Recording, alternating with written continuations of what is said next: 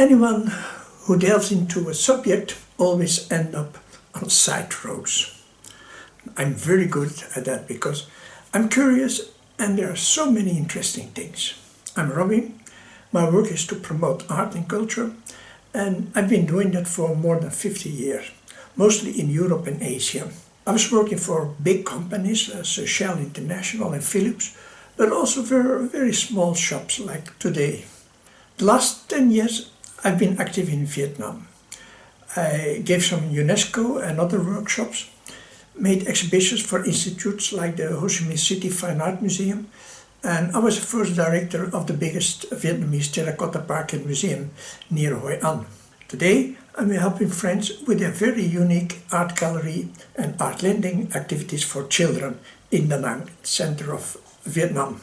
In this video I describe the journey and the side paths I ended up after I noticed a few weeks ago while working on the video about logographic versus alphabetic script, how the developments of people who fascinate me for different reasons were so similar. In short, during very turbulent times, three artists, the composer Arnold Schonberg, the painter Si Piet Mondriaan, and the calligrapher Li Si, reacted by breaking away from their familiar way of working to come up with a revolutionary abstract form that was an action as far as concept is concerned very similar to each other. So when I was working on writing systems, suddenly it struck me how much he has in common with Schönberg and Mondriaan. And the more I thought about this, the more it struck me how interesting this actually is. So what struck me and the side paths I ended up will become clear in the rest of this video. So let me start with Piet Mondriaan. I only got to really know him when I became a tour guide in his birthplace in Amersfoort in the Netherlands.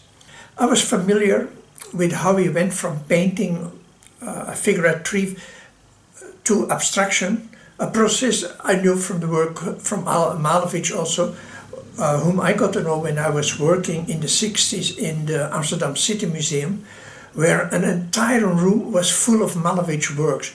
And you could see the development from very figurative work to white on white in abstraction, step by step. A special experience for me, because my father was a painter and he didn't like modern art. As you see in this work, he worked very classically, and I think he was really good. But he understood little of the developments in art and had little appreciation for it. These are all self-portraits he painted over the years. We must keep in mind that television and internet did not exist in his time. And living in a small village, it was not strange that he had a limited view of what was going on in art. This also applied to Mondriaan. For example, he had heard about Cubism, but had no idea what it really was. So he gave his own interpretation, resulting in the evolution triptych. And when you see it, in itself, this was a very important work because Mondriaan departed from the traditional painting from nature by trying to give a visual form to a thought, a philosophical vision. But seeing the result, we can conclude that it wasn't a success, to put it kindly. He also didn't do that anymore. What Cubism really meant, he learned when he came to live in Paris. And then we see how he developed to think in a very different way, and how later his intention to depart from depicting nature on the one hand, and how you can give form to a philosophy with painting on the other hand, eventually led to works like those two lines in a square. This result is in fact visualization of the question, how do we stand in the world? A question that was very important to Mondriaan. That question is then transformed into how do these lines are in balance with each other and the square. So coming now to Arnold Schönberg. My father had a large studio with a record player. His record collection was mainly opera, but my grandfather also brought a lot of other classical music. And there were records that they were too wild for him, and then he gave them to me. The result was that when I was about maybe 3-4 years old, and I did not yet know how beautiful music should sound, I just liked the music written by Bartók, Schönberg, Stravinsky, Weber, and all those others. So, now coming to Li Si, in my videos about the history of the Vietnamese writing, I mentioned that the classical character writing became from mandatory in Vietnam about 2000 years ago. Because I wanted to know under what circumstances this happened, thus I watched several films and series about that period. And the series The Legend of Queen Cheng in particular gives a very interesting picture of how important and revolutionary those innovations in writing were and what the role of the calligrapher Li Si was. So it was the way he thought about the design of writing and its function that at a certain point it reminded me of the development of Mondriaan and Schönberg. These self-portraits, the black and white is Mondriaan, are so interesting because they show a completely different image than their work from that time. Schönberg made very romantic music and Mondriaan made very romantic paintings. The person Li Si and the time in which he lived were very different. But even for him it was far from easy to get his idea about writing accepted. However, once his writing became the official writing, he did everything he could to protect it. And that did not always happen with the gentle actions. So here some example of their work. I choose the end of Schönberg's Verklärte Nacht, in which I always loved that work very much.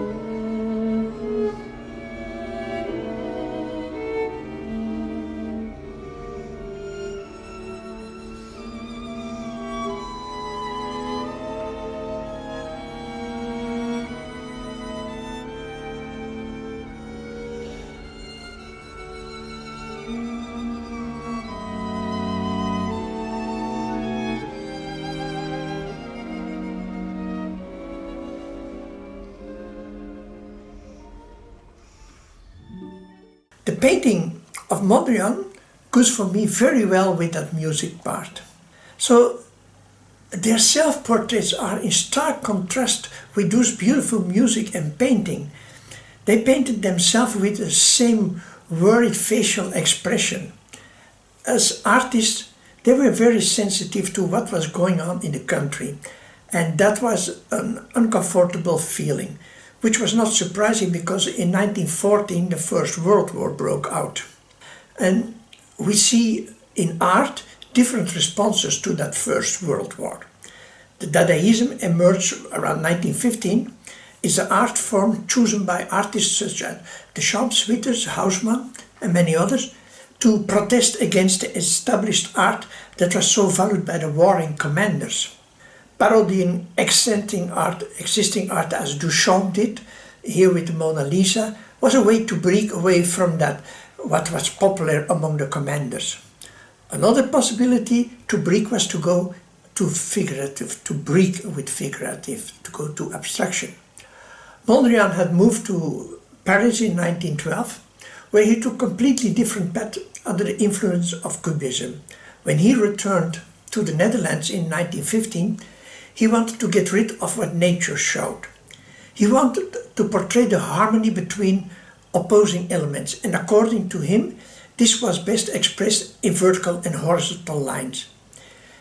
He found a connection with the art group The Style, and we see his work that the lines he was painting were given an increasingly important role.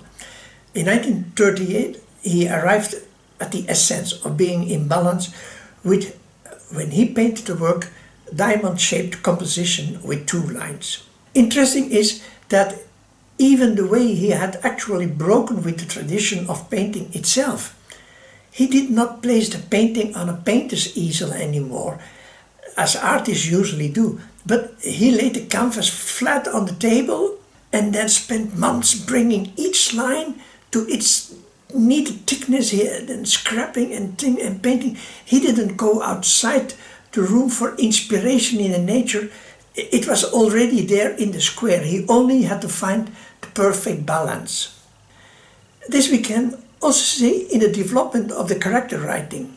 It followed the same development as Mondriaan's early work, from figuration to abstraction. As we can see in these famous tree paintings from Mondriaan, you see from very nature to complete abstraction. And when we compare it with the development of the characters, like the character for tree, then you can see it's the same development. But where Mondriaan completely broke with figuration, character has of course another function. So we see that certain characters still have reference to the origin of figuration. Li Si compiled a dictionary in his time in which more than 3,000 Chinese characters could be found in the small seal script. Symmetry and a balanced design of the characters was very important, which is also kind of funny because Mondriaan also wrote in a square. So it became strongly abstracted script where there was no room for the representation of emotions. It's again the same. In contrast to the alphabetic script, where the representation of the emotional through the use of sound is essential. And a very good example of this is the work from the Flemish poet Paul van Ostaaien. He lived more or less at the same time as Schönberg and Mondriaan, and he went very far in depicting emotions, literally in his script, by making the sound very visual. It's not boom, but it's boom! Once we had a big exhibition with his work in Antwerp, in the International Cultural Centrum.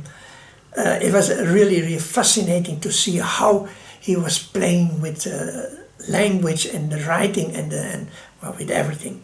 In Schönberg, this script to abstraction came with his second string quartet, where he left tonality.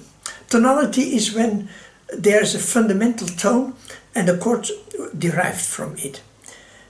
This can be a major chord that sounds more cheerful, or a minor chord that sounds sadder.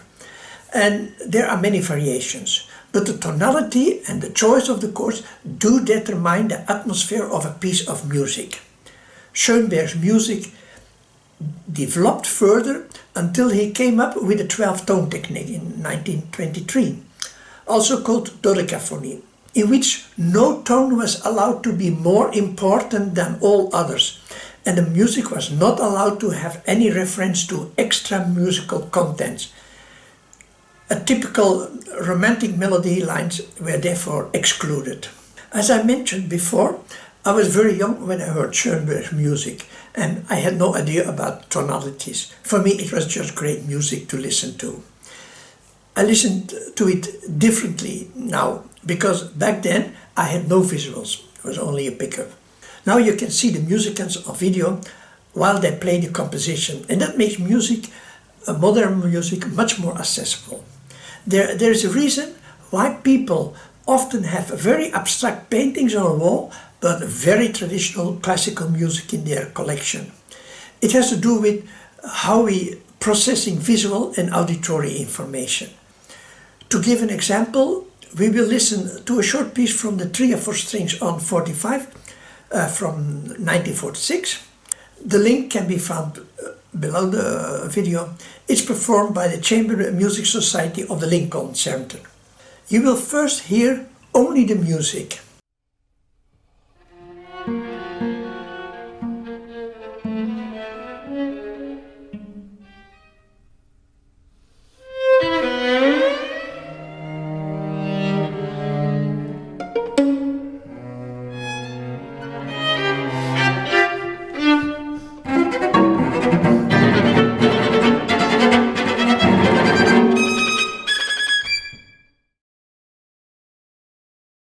And now you will hear the same piece, but now you can also see the performance.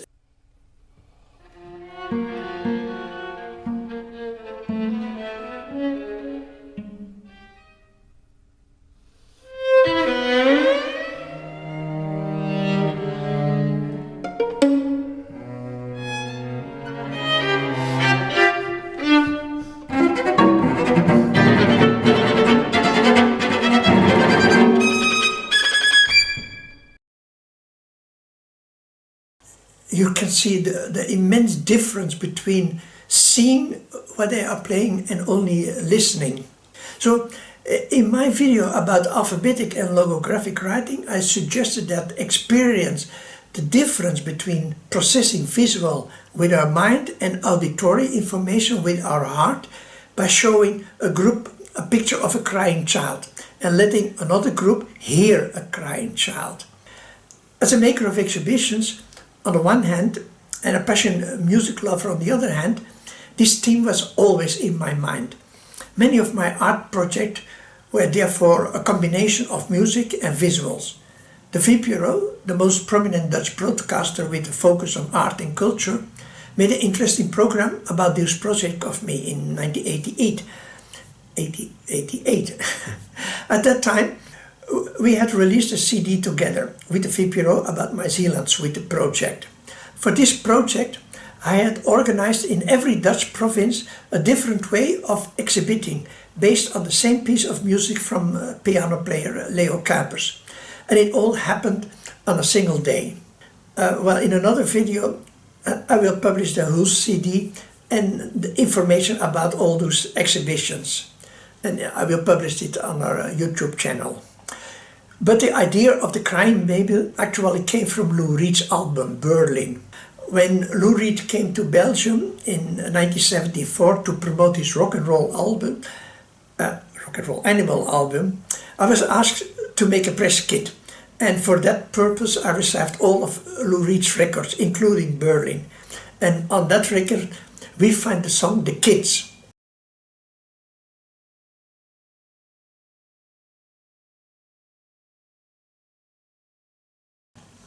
And you hear here now a part of it.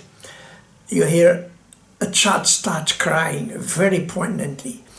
The reason that it is so poignant is probably because it's completely unexpected. Well, not for you, because I told you. And especially because we are so powerless as listeners. I then discussed this extensively with Paul Geers. He was a blind journalist with whom I made a newspaper page in 1985 about what daily life is like for a blind person. Paul had become blind in his youth after an accident, so he was able to talk about the real difference. An image isn't moving. Sound is always moving. You can hold a tone, but even then it's still moving in the time. It also appears that acquiring knowledge from a book is usually more efficient than for a filmed version.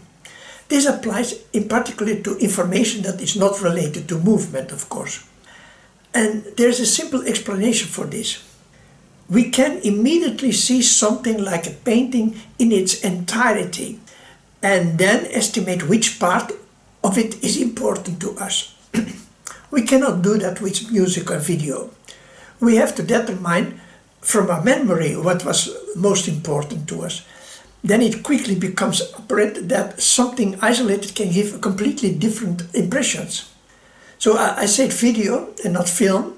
This is because in traditional films we do not see moving images, but non-moving images that alternate very fast. That is why movies in a movie theater usually have a much bigger impact and are more beautiful. So the relationship between image and sound in alphabetic language is particularly interesting.